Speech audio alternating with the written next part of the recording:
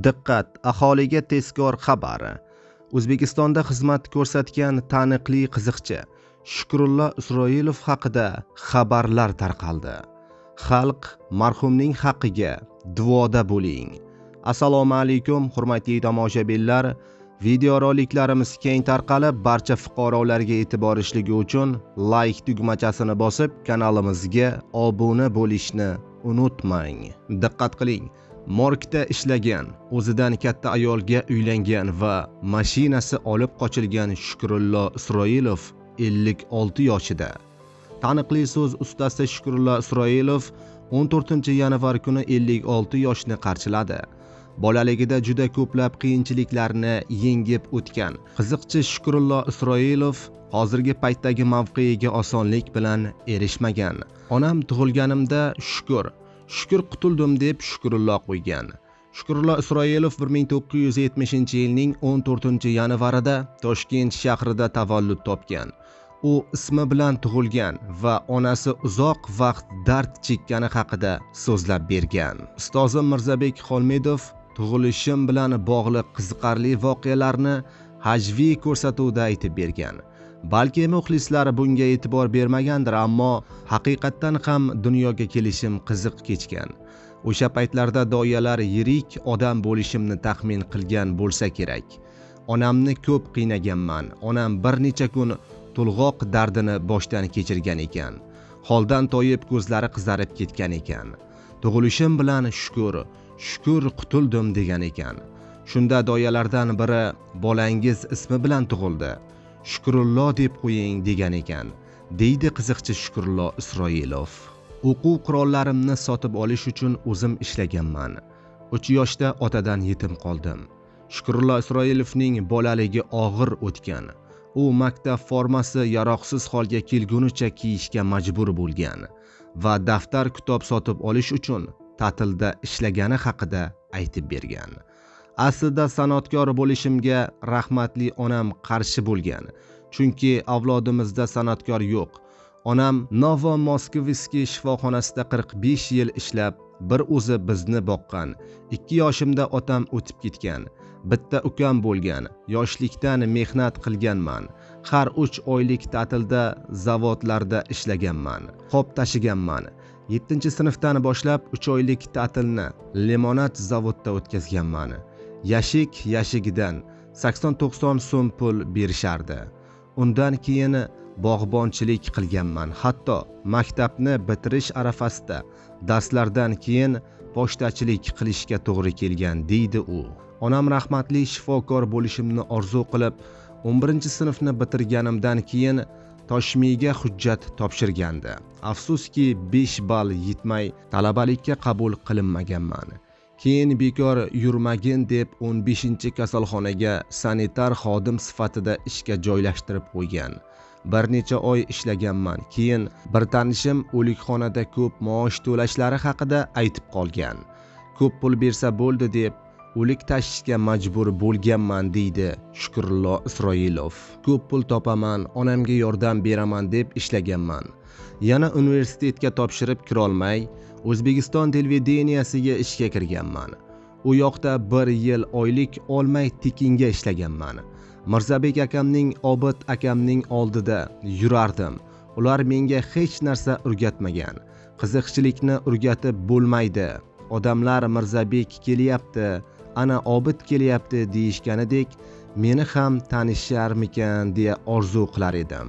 Hozir shuncha uy-joy qildim. Toshkent Citydan uy oldim. Xudodan astoydil so'rasa beradi, deydi so'z ustasi. Qiziqchi intervyularidan birida turmush o'rtog'i bilan jamoat transportlarida tanishib qolgani haqida so'zlab bergan. U ayoli Maqsudaxondan 10 yosh kichik. Shukrullo Isroilov 1970-yilda, ayoli esa 1960-yilda tavallud topgan. Yangi oyoq kiyim sotib olgan paytim trolleybusda endi jo'nab ketayotgan bo'lgan. Yugurib chiqib bitta qizni oyog'ini bosib olganman. U paytda 130 kilo edim. Keyin u qiz menga qarab, "Ko'zingga qaramaysanmi? Semiz" degan. "Uzr" deganman. Qarasam, yoqimtoy qiz. Shu bilan gaplashib, qayerda o'qishini bilib oldim. O'qish joyiga borganman. Shundan keyin sevgi boshlanib, roppa rosa 1 yil o'tib uylanganman. U bilan 16 noyabrda tanishgan bo'lsam, keyingi yilning 16 noyabrida to'yim bo'lgan. Bilmadim, semiz degani yoqqanmi, juda o'qimishli. Maktabni ham oltin medalga bitirgan. Hozirda Toshkent davlat stomatologiya universiteti chet ellar kafedrasi mudiri. Lotin tilida dars beradi. Tibbiyot xodimlari lotin tilini bilishi juda muhim. Hamma dorilarning tarkibi, ular haqidagi ma'lumotlar lotin tilida. Ozodbek Nazarbekov bilan osmonga qarab niyat qilar edik. 1991-yillarda madaniyat vaziri Ozodbek Nazarbekov bilan marhum xonanda Muhriddin Xoliqovning yonida yurar edik. Hovli quriyotgan vaqtlari ham qarashib yurganmiz. U kishi gastrol safarlariga ko'p ketardi. Shunda ustalar bilan uylariga qarab qolardik. Ozod yoz paytida osmonga qarab yotib, "Shukr aka, biz ham zo'r bo'lib ketarmikanmiz" degan. Ozod Xudo xohlasa zo'r bo'lib ketamiz. Sen qo'shiqchi, men qiziqchi bo'laman. Ikkalamiz ham xalqlar do'stligida bir oylab konsert beramiz deganman. U aka iloyim shu kunlar kelsin degan. Ikkalamiz yuzimizga fotiha tortganmiz. 2010-yildan 2014-yilgacha Ozod bir oylab konsert bergan va shu konsertda o'zim qatnashganman, deydi estrada qiziqchisi. To'ydan qaytayotib mashinada odam urib yuborganman. Shukrullo Isroilov bir necha yil avval militsiya xodimlarini mashinasida urib yuborgani hodisasi oqibatida jabrlanuvchi vafot etgan. 1999-yilda mashinada kelayotganimda mast holatdagi militsiya xodimini yo'limdan chiqib qolgan. Darhol mashinaga solib kasalxonaga olib yuborganman. O'sha yerda vafot etgan. Endi bu falokat. Hech kim ko'chada o'lim bilan chiqaman yoki birovni o'ldiraman deb chiqmaydi. Uning aybi ichgani bo'lgan. Kelayotganimda chayqalib yo'limga chiqib ketib qolgan. Endi taqdir shunaqa ekan. Uning ayoliga qaraganimda ular asli viloyatdan bo'lgan. Toshkentga propiska qilib berganman. Uy olib berganman. Tashlab qo'ymaganman. Bolalari katta bo'lib qoldi. Hozir shu paytgacha boqib rozi-rizolik qilganman, deydi so'z ustasi. Mashinamni kimdir hazillashib berkitib qo'ydi deb o'ylagan edim. 2025-yilning mart oyida qiziqchining Mercedes-Benz rusumli avtomobili o'g'irlab ketilgan. Ma'lum qilinishicha, transport vositasini 1998-yilda tug'ilgan Sherzod ismli shaxs uning ochiq qoldirilganidan foydalanib olib qochgan. Shu mashinani haydab ko'rishga qiziqqandim. Mashina ochiq turgan ekan, oldida hech kim yo'q edi. Unga o'tirib haydab ketdim. Shahar aylanib Uchtepa tumanidagi moykalarning oldiga borib to'xtab turganimda yo'l patrul xizmati xodimlari mashinasida kelib ushladi. Qilgan qilmishimdan afsusdaman, deydi avtomobilni olib qochgan shaxs. Ushbu holat yuzasidan O'zbekiston Respublikasi Jinoyat kodeksining 267-moddasi transport vositasini olib qochish bilan jinoyat ishi qo'zg'atilib, qamoqqa olish ehtiyot chorasi hozirda qo'llanilgan.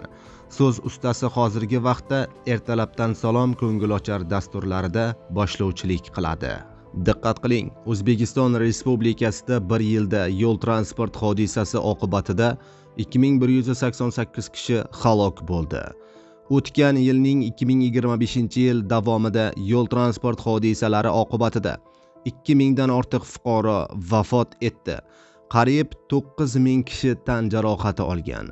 Rasmiy ma'lumotlarga ko'ra, ko'rsatkichlarning kichik pasayishi qayd etilgan bo'lsa-da, avariyalarda hali ham jiddiy muammolar bo'lib qolmoqda.